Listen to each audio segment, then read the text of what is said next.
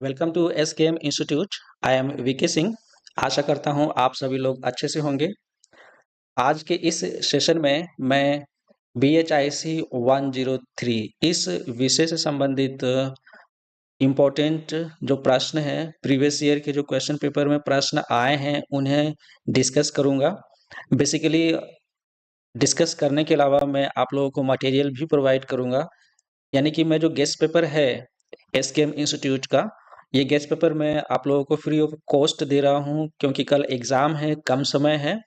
तो मेरा यही उद्देश्य होता है कि अधिक से अधिक इग्नू के स्टूडेंट्स का जो पेपर है अच्छे से जाए, चाहे उन्होंने हमसे गेस्ट पेपर परचेज किया है ना किया हो, मेंटरशिप प्रोग्राम में हो या नहीं हो।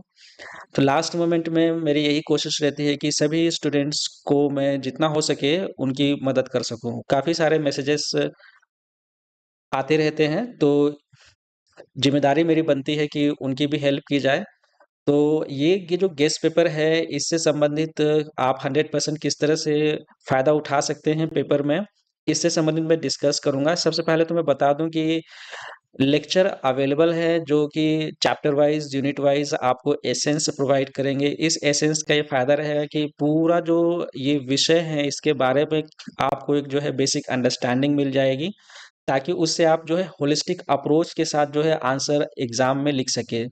देखा यह गया है कि जब भी लर्नर्स या स्टूडेंट्स जब प्रीवियस ईयर क्वेश्चंस या इम्पोर्टेंट क्वेश्चंस के आधार पर प्रिपरेशन करते हैं तो उन्हें हिस्ट्री में कनेक्ट करने में दिक्कत आती है, क्योंकि हिस्ट्री जो है वह टाइमलाइन बेस्ड होता है। इंसिडेंट्स जो पहले हुए हैं, फिर उसके बाद, फिर उसके बाद, उसके बाद, तो क्रॉनिकल वे में जो है सब चीज़ों को अगर सेट के साथ किया जाए तो ही अच्छे से समझ में आता है।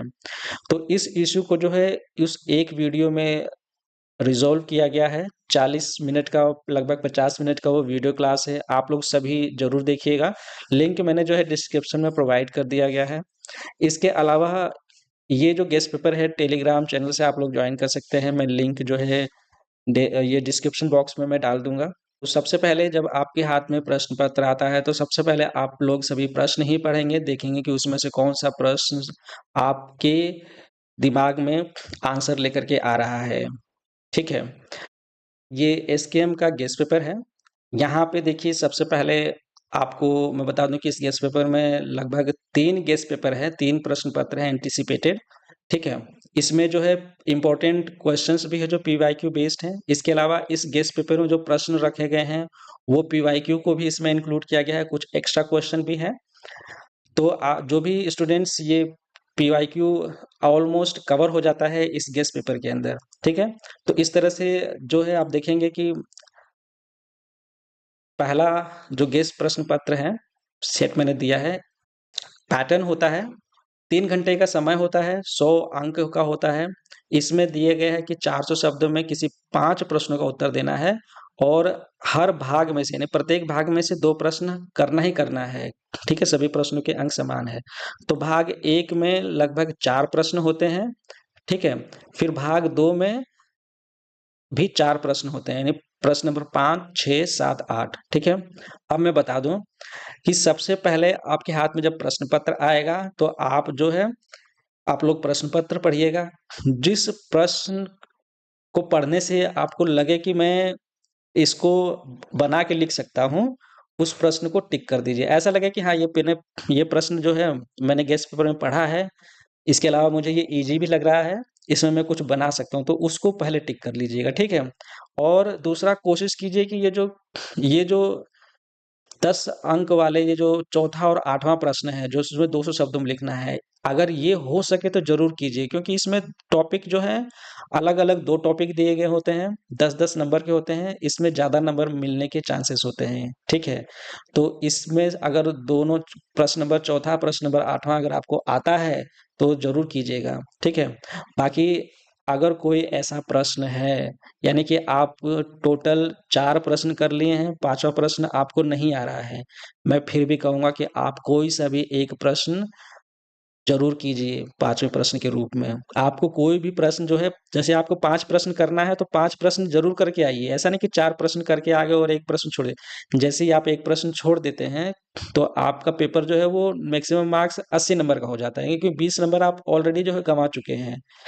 लेकिन अगर आप 5वां प्रश्न नहीं आते हुए भी उसमें कुछ लिख कर के आते हैं, तो आपको चांसेस रहते हैं कि एग्ज़ामिनर जो है आपको नंबर दे दे। अगर 20 नंबर का प्रश्न है तो हो सकता है कि आपको 14-15 नंबर ना दे करके 8-7 नंबर दे दें, तो ये बहुत मायने रखता है। आपको मैं ट्रिक बताऊँगा, जो प्रश्न आपने ऑलरेडी जैसे 4 प्रश्न का उत्तर आपने दे दिया है, 5वां प्रश्न नहीं आता है, तो 5वां प्रश्न में कुछ दिमाग में नहीं काम कर रहा है कि इसमें और लिखे कहाँ पे। कुछ मत कीजिए, प्रश्न को पढ़िए, प्रश्न को पढ़ने के बाद उसी प्रश्न को उत्तर के रूप में लिखना शुरू कीजिए। हेडिंग भी जो है प्रश्न के अकॉर्डिंग बना दीजिए, और उस हेडिंग में जो प्रश्न आपने पहले ही उत्तर में लिख चुके हैं, जैसे पिछला पन्ना पलटेंगे अपने उत्तर पुस्तिका में, उसमें कुछ लिखा हुआ है, वहीं से कुछ उठा करके लिख दीजिए मिलता-जुलता जो है। इसी तरह से कीजिएगा। ये ट्रिक तब अपनाना है जब आपको किसी प्रश्न के बारे में कोई आइडिया नहीं है। थोड़ा बहुत आइडिया है तो उससे आप लोग ये कीजिएगा कि थोड़ा बहुत जो है उससे वो आप जो है अपने हिसाब से जो है कुछ न कुछ लिखिए, ठीक है? तो इस तरह से आप लोग जो है लिखेंगे, तो मेरा कहने का मतलब ये है कि कोई भी प्रश्न जो है, पेपर प्रश्न पत्र जो है, उसमें अगर आपसे 5 प्रश्न पूछा है तो 5 प्रश्न के उत्तर किसी भी कीमत पे देने ही देने हैं। नहीं आता है तो भी देने हैं, लिख करके आना ही आना है, ठीक है? तो मैं गारंटी के साथ कह सकता हूँ कि आपको जो प्रश्न नहीं आता है उसके भी नंबर आपको मिलेंगे। अगर आपको यकीन ना हो तो फ़ोटोकॉपी मँगा के देख लीजिएगा आप यूनिवर्सिटी से। ये मैं एक्सपीरियंस पे ही आपको बता रहा हूँ बातें। तो सबसे पहले मैं ये प्रश्न फिर से मैंने अभी वीडियो लेक्चर डाला था, उसमें मैंने यही प्रश्न डिस्कस किया था। ये प्रश्न काफ़ी अच्छा है और इम्पोर्टेंट भी है। इस प्रश्न में आप देखिए कि आपसे जो है क्या चीज़ पूछा गया। पहला तो पूछा है कि तमिलकम में प्रारंभिक राज्य गठन पर चर्चा करें। दूसरा पूछा है कि तमिलकम शब्द का अर्थ क्या है? और फिर पूछा है कि तमिलकम में सरदारों के उद्भव पर चर्चा कीजिए। तो आपको जो 20 नंबर है, इन तीनों टॉपिक पे बटे हुए हैं, इन तीनों टॉपिक को करना है, ठीक है? मान लीजिए कि 3 नंबर आपको इस पे मिलेगा, तमिलकम शब्द के बारे में लिखेंगे, ठीक है? और 6-7 नंबर इस पे मिलेगा, राज्य गठन पर चर्चा कीजिए, 10 नंबर आपको इसमें मिलेगा। इस तरह से जो है टॉपिक बाँट दिया गया है, ठीक है? या आपको जो है इस प्रॉपर तरीके से इस पे जो है 10 नंबर मिलेगा, इस पे जो है 5 नंबर, इस पे 5 नंबर, इस तरह से। तो आपको मैक्सिमम आपको ये बताना है, हेडिंग देते समय ध्यान रखना है कि हेडिंग में आपको ये तीनों जो चीज़ें आप कवर करते हो हेडिंग में, ठीक है? और जब आप स्टार्ट करेंगे तो सबसे पहले पेपर को जब आंसर लिखना क्वेश्चन का शुरू करेंगे तो सबसे पहले आपका काम है कि आप कुछ इंट्रोडक्शन लिखिए। ज़रूरी नहीं है कि आप उसमें हेडिंग में डालिए भूमिका या परिचय, ज़रूरत नहीं है। आप लोग 2-4 लाइन लिखेंगे तो वो अपने आप जो है भूमिका ही हो गया, क्योंकि आपकी टोन भूमिका के रूप में होनी चाहिए। फिर उसके बाद आपकी हेडिंग जो है वो प्रश्न से मिलता-जुलता होना चाहिए। जैसे कि प्रारंभिक राज्य का गठन, यहाँ पे देखिए प्रारंभिक राज्य का गठन, ठीक है? तमिलकम शब्द, अब यहाँ पे मैंने इंट्रोडक्शन में भी जो है दे दिया है तमिलकम शब्द के बारे में। आप लोग जो है अलग से हेडिंग डाल करके यहाँ पे लिख सकते थे कि तमिलकम शब्द का अर्थ। इस तरह से यहाँ पे हेडिंग डालते तमिलकम शब्द का अर्थ और उसमें लिख देते, ठीक है?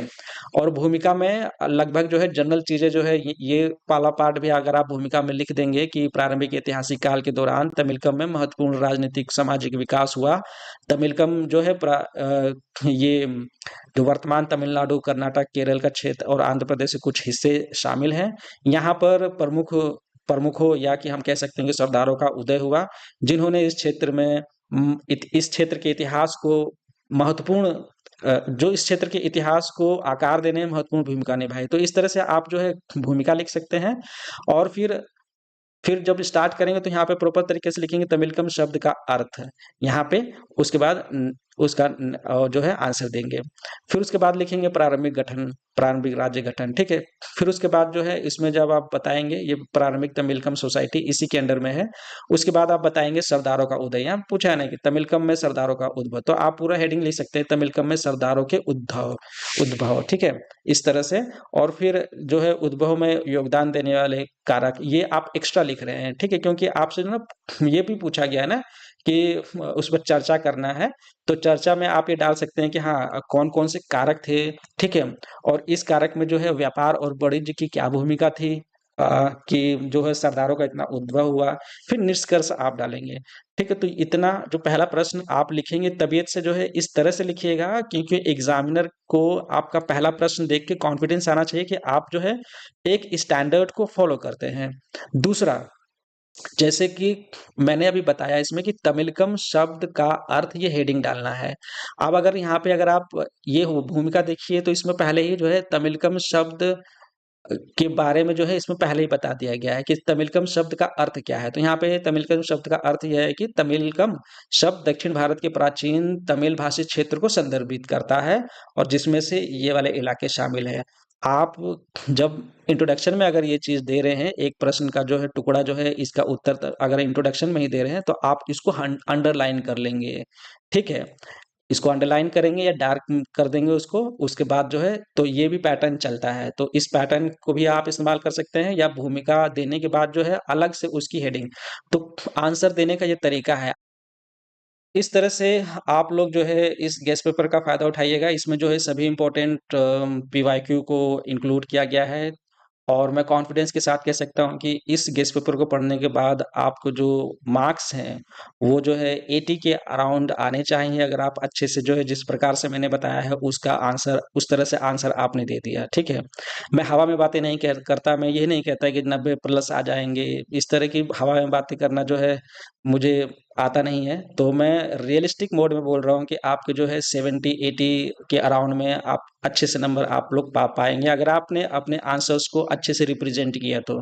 ये guest paper more than enough है, मैं ये आप लोगों को फ्री ऑफ कॉस्ट प्रोवाइड कर रहा हूँ। ये मेरी तरफ से एक तरह से आप समझिए कि तोहफ़ा है, उन सभी स्टूडेंट्स को जिनके पास जो है कुछ रिसोर्सेज़ की कमी है। तो मेरी तरफ से मैं यही कहूँगा कि आप लोग इस गेस्ट पेपर को पढ़ने के बाद जो है पेपर अच्छा जाए तो मुझे ज़रूर बताइएगा, मैसेज कीजिएगा, ठीक? इसी के साथ मैं आज का ये जो क्लास है, वीडियो क्लास यहीं पे एंड करूँगा। All the best for the exam. Thank you very much.